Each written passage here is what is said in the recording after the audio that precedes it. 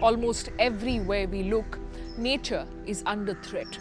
From pollution, habitat loss, overexploitation, and climate change. Conservation efforts face many challenges, and sometimes all we can do is adapt. But as the reports coming up show, it pays to be creative. Hello and welcome to Eco India. I'm Sanuta Raghu.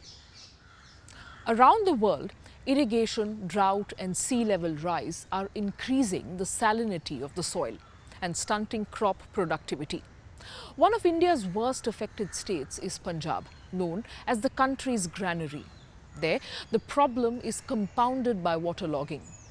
To help maintain farmers' livelihoods, scientists are replacing wheat fields with ponds to farm an animal normally found hundreds of kilometers away in the sea.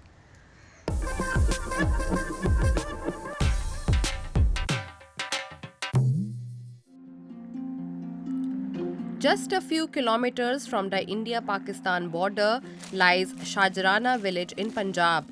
It is home to farmer Ajay Kumar. The greatest threat he and many other farmers here face is the loss of their generations-old agricultural livelihoods. We cannot grow anything here. We have to purchase grains even for our own consumption. I have a debt of 4 to 5 lakh rupees. I couldn't repay the debts because farming was unproductive. What appears to be snow is in fact a thin layer of salt that is becoming an increasingly common sight in this once fertile region. This accumulation affects soil quality and is hitting farmers' crops hard. The water is saline here. We sow the seeds and plow the fields, but the crops eventually die. Or it might grow a little and then it dies. The Indian state of Punjab gets its name from the 5 perennial rivers that flow through its plains. Starting in the 1960s, the Green Revolution transformed agriculture in Punjab.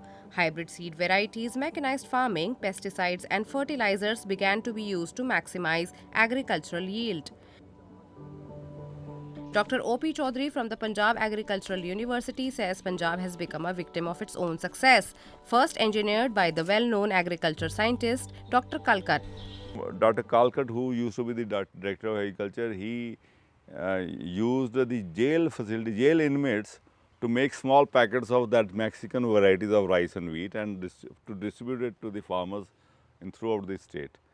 And then once they sniffed very high economic returns out of high yielding rice and wheat varieties, and they started growing more and more of these crops, and because of that it took toll on the soil and water resources with time, and the soil got depleted, the groundwater got depleted.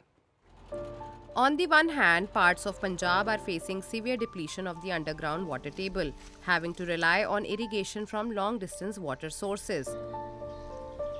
On the other hand, parts of Punjab are facing waterlogging, where the water table is so high that it brings up underground salts and turns the land barren once the water evaporates. In some areas like Muxar and Malot and Fazilka, the waterlogging has started coming up. Why? Because you are not extracting any groundwater, you are using surface water conveyed through canals time and again, and rather you have now shifted from cotton, which is less water requiring crop, 4 to 5 irrigation, to a rice, which is more water requiring crop, needing around 20 to 25 irrigations in a season. So you are filling the already filled glass. So you are not withdrawing, you are recharging, and that's the major reason. Dr. Prabjeet Singh has been working to help save farmers' livelihoods for a decade now. He has been training local farmers to transition to shrimp farming. Even though Punjab has 5 major rivers, fish is not a major element of the Punjabi diet, and saline aquaculture was unthinkable not long ago. Dr. Singh's idea is to turn inland saline areas into aquaculture ponds so farmers can earn a living. Basically, we are not adding anything. We are not putting any kind of stress on the land. it's a waterland land, and if you go down, you will find water just 5 or 10 feet below. You have the water. So we are just, and sometimes the water is seeping automatically. So we are not aggravating the problem of water logging. We are not adding any water. What we are doing in already existing saline water, we are culturing an organism for the livelihood of these farmers. The shrimp needed to start an aquaculture pond are sourced from India's coastal states. Dr. Singh says these seeds are released in dugout ponds under strict biosecurity protocols. The trials for this project began in 2014 on 1 hectare of saline area.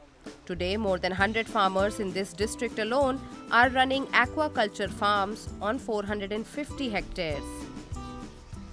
I don't want to advocate that we should create saltwater ponds, but that is the need of the hour, because to create catchments around that pond, you can fill it, dig it deep to make a pond, and then we never advocate that we should add salts. It's not recommended. The only thing is, if there is salt problem and there is water logging problem occurring together in some areas, then the only way forward is saline water aquaculture. It is necessary to proceed carefully. Artificially turning agricultural land into saltwater ponds can have disastrous consequences, from biodiversity loss to contamination of water tables. Farmers in coastal countries like Bangladesh and Vietnam have been known to pump salt into paddy fields in order to begin farming shrimp. The good agricultural land should not be converted into shrimp farming, because the adjoining areas can also become salinized if it is carried in the middle of a good land or something, like by deliberately pumping the water, saline water from the deep.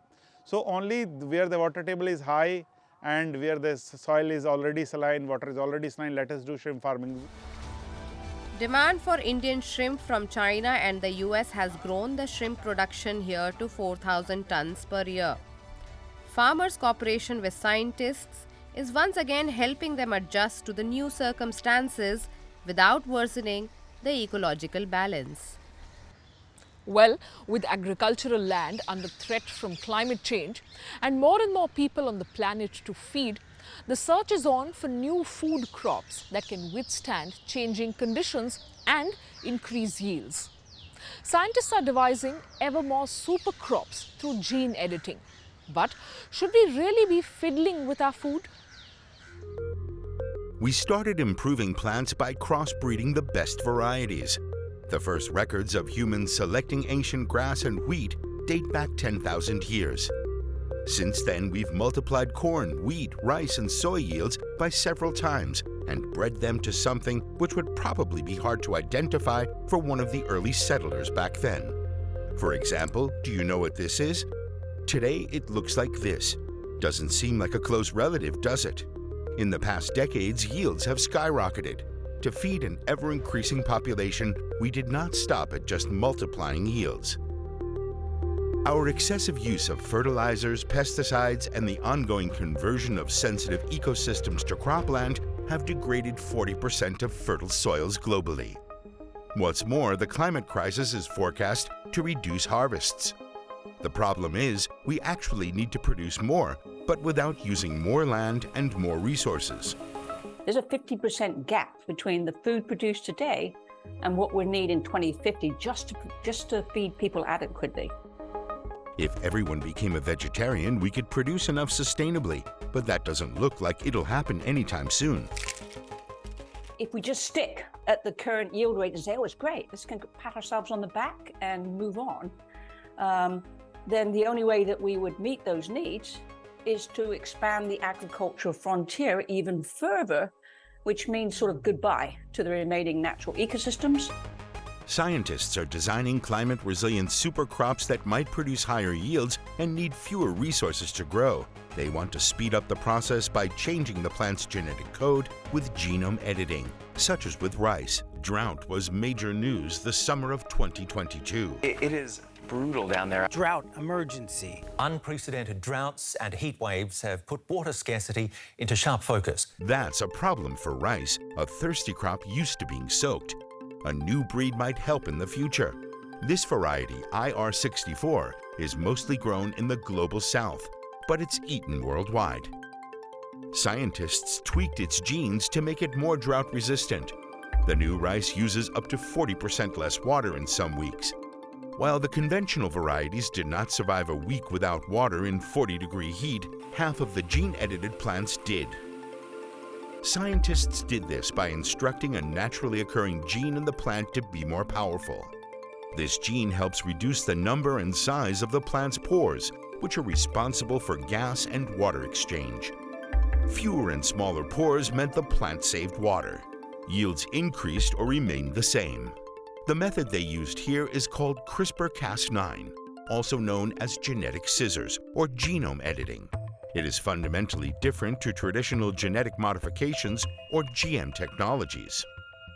It relies actually on natural processes, but it makes the mutation process much less random. Most GM products contain a synthetic gene or a gene from another organism inserted into the plant or animal of interest. Insect-resistant cotton and maize, for example, grown widely around the world, contain a gene originally found in bacteria. Instead of using foreign DNA, gene editing makes changes in the characteristics of any organism using the information present in its own genetic code. Using special enzymes working like scissors, we can delete, swap, or repeat genes present in the plant's DNA. It will take many dozens of generations until you have only this one gene transferred by crossing. And that often will not be very viable because it would just take too long. So their genome editing is really super powerful because you can go in the single gene, change it, and voila. It takes 7 to 15 years to get a crossbred plant with the desired trait. With gene editing, just a couple of months plus a few years of testing. Globally, gene editing research is speeding up, from only a couple of patents filed in 2011 to about 2,000 patents in 2019 by private companies and public researchers. The US, China, and multinationals are investing heavily in the technology, which is expected to develop into a multi-billion-dollar market by the end of the decade. It's risky, especially as many new crop varieties are still in the research phase and little data and few risk assessments exist. We're going to then have to see what happens in nature. It's all uncertain, and it will be really experimentation that will be far ahead of the science. The science will have to catch up. Some experts point to cases of off-target genetic changes or cases of deleting much more genetic information than intended. Additionally, genes involved in increasing yields in some type of drought could decrease yields in wet years. And as there is a large number of genes involved, turning 1 or 2 genes on or off is mostly not enough here. The less optimized the crop, the easier it is to improve. That's why experts see most potential in quickly developing old varieties that haven't been part of industrial production so far, such as millet, einkorn wheat, or manioc, which already have stronger defenses against climate-related challenges, but where breeding is still in its infancy. So I don't want to take anything off the table. The challenge is so significant. I don't want to take CRISPR technology off. I don't want to take shifting diets. I don't want to take restoration or reducing. It's all of these things. In the EU, genetically edited crops are labeled GM and therefore heavily regulated. But there's increasing discussion about whether the GM label is still appropriate, or if genome editing should be considered a new breeding method instead of classic genetic manipulation. In the US, China, and many Latin American countries, genome-edited crops don't need to be labeled or controlled as GM, and the sector plans to bring several crops to the fields in the coming years. India also decided to ease its regulations in 2022. As highly advanced as genome editing methods may be, conventional breeding will remain as important. Neither will be able to make up for the huge burden we currently put on our ecosystems, but they'll probably fill the food gap in the future. To Europe now, and a grassroots movement fighting the rampant problem of illegal garbage dumping in Bosnia and Herzegovina. Some 3 decades after the interethnic war in the former Yugoslav Republic, the country remains deeply divided. But people are coming together to restore the natural beauty of their shared home. When Safet Kubat calls, the activists answer. Over 30 this time, aged 7 to 77. He's often surprised at the success of his initiatives. For the most part, the people here have organized themselves. No institutions or citizens' action groups or companies are involved here. Only citizens of every age and ethnicity: Serbs, Croats, Bosniaks, and others.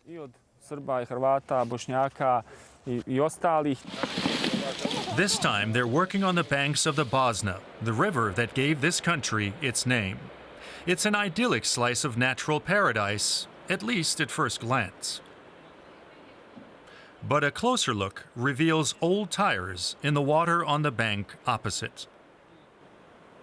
Nature swiftly covers over almost everything, but underneath the trash remains for a very long time. The longer it remains, the harder it is to clean up later. Countrysides littered with waste are a huge problem in Bosnia, and people here are fed up. Our rivers are really dirty, polluted by factories that dump everything imaginable into them. People too, they just toss their trash straight into the rivers. We're all nationalities here, from every country. People are waking up. For years, Safet Kubat has been battling the garbage, and it's everywhere. He says authorities aren't taking enough action. One reason we have so much trash in Bosnia and Herzegovina is that we don't have waste disposal services everywhere, especially not in the countryside. Another reason is that the authorities don't penalize illegal dumpers. They either lack the means or the necessary information. And so Safet Kubat has been setting up hidden cameras. They record the offenders and deliver crucial evidence to the authorities. We take action when citizens inform us. And whenever we catch someone who has dumped garbage illegally, we try to penalize them to the maximum extent possible.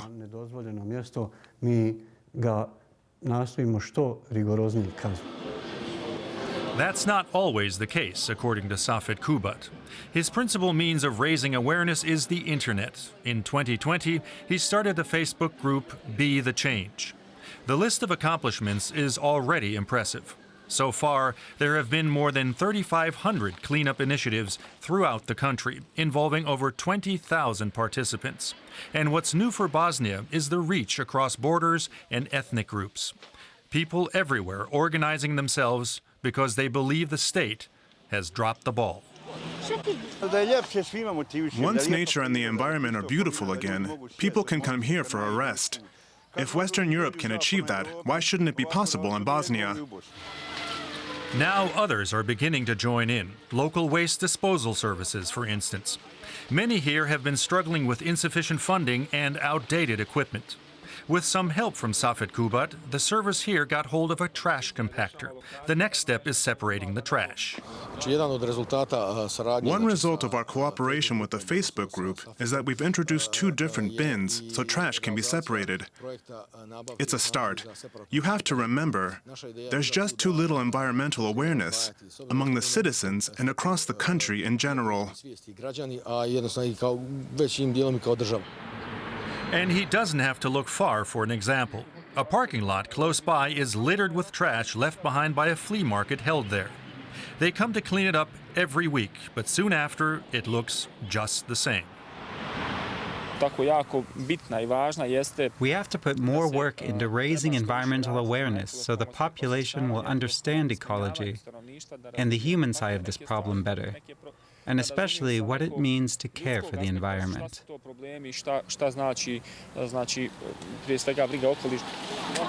Along the Bosna, they've been making good progress. Young people are putting lots of energy into it. Every piece of trash is another small victory. It doesn't take long for them to pile up quite a mountain of it. The authorities then do their part and have it picked up. Here's the product of just a few meters of riverbank. I enjoy doing this because I want nature to be clean with no litter. When I leave the house, I want it to be beautiful all around, green and no trash. It's much nicer with everything clean and green instead of full of trash. I'm glad we were able to clean up at least a little today. Maybe half of what's scattered around here. And with that, a new environmental awareness is growing along the banks of the Bosna. Cleaning up the natural environment does more than just remove the eyesore of garbage. It boosts biodiversity and livelihoods. A former software engineer in Tamil Nadu has found rewarding work in the restoration of lakes, tanks and rivers. It's helped more than 1,000 families return to farming lands they had given up as lost.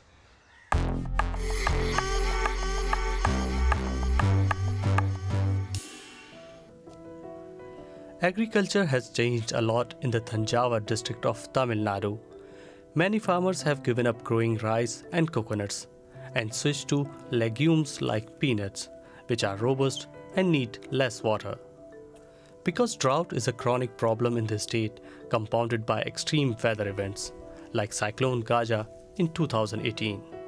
The US Space Agency NASA captured images of the powerful storm that destroyed fields and wiped out around 80% of the region's coconut trees, a disaster for the parched region that's seeing less and less rainfall. There was no water, even in the bore wells, so many farmers had to leave. They had to find work as daily wage laborers. Young people started working in convenience stores. But farmers who have large areas of land can't just leave. They're still farming, but it's hard for them. Software engineer Nimal Raghavan was on a visit home from his job in Dubai when the cyclone struck. He saw firsthand how people struggled to find water in the aftermath. And looking around, he could see why. Local water bodies were dried up from recurring droughts, littered with garbage, and eroded by illegal sand mining. They were unable to absorb the inundation of water and store it for future dry seasons. Nimal wanted to work for change, and so he stayed. Since the water resources here were not in good condition, the underground water levels became very low. There were no connections between the different lakes because the water channels were in such bad shape. All the rainwater went into the sea. I wanted to do something. We first tackled the 500-acre lake in Paravarani village. His project raised 20,000 rupees in donations, the equivalent of about 220 euros. With this initial funding and the help of numerous volunteers, Nimal began to dig out the dried-up lake to make it deeper.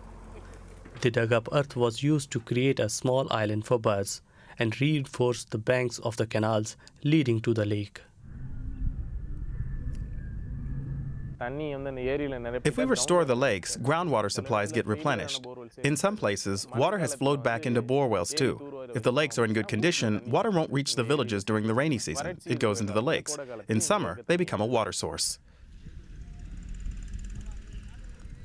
Word of his work spread quickly across the country. Closer to home, farmer Sethupathi approached Nimal to ask him for help in his own community. The village had lost its lake, a precious source of water, after prolonged drought. 2 days later, he got to work. He cleared the water channels to the lake. We didn't do anything. He did it all. He cleared the water channels and the lake area too. As a result, groundwater levels have increased by about 50 meters. It's been a big success. A few years ago, Nimal Raghavan could hardly have dreamed it. But he and his supporters have already revived more than 100 lakes in India. and he has plans to take his work to northern Sri Lanka as well. Nimal has created valuable water reservoirs for the future and plans to revive many more in years to come. Well, as we saw today, a little bit of creativity can take us far. And this matters when it comes to solving some of the biggest challenges our generation faces. If you have creatively solved a problem to make your neighborhood cleaner and greener, tell us about it at ecoindia@dw.com. Until next week, goodbye and thanks for watching.